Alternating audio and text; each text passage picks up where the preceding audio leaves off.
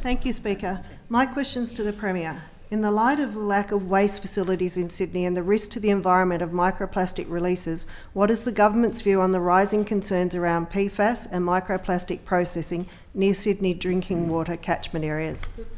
Premier.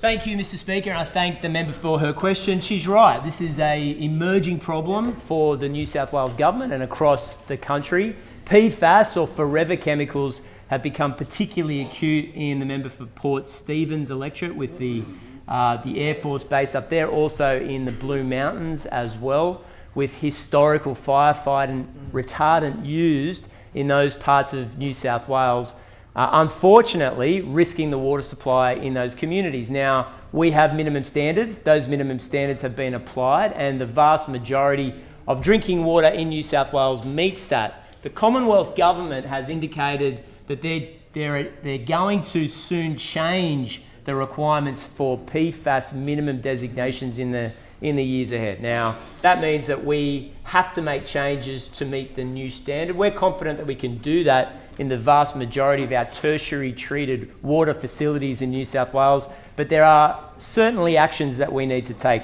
particularly when you consider, Mr. Speaker, that New South Wales produces a third of Australia's waste every year, that will run out of landfill space by 2030, and that recycling rates in the state, unfortunately, have remained stagnant since 2016. So there's a big hill to climb to get recycling back on track, to ensure that we can protect our drinking water supply right across the state, and that we're compliant with changing standards largely driven out of the United States, but in recent months, the Commonwealth, as I said, have indicated they're going to apply it to New South Wales too.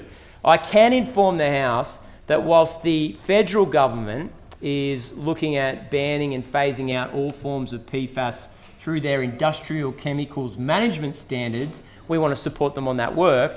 The Minister for Environment is also equally looking at a waste infrastructure plan for the state.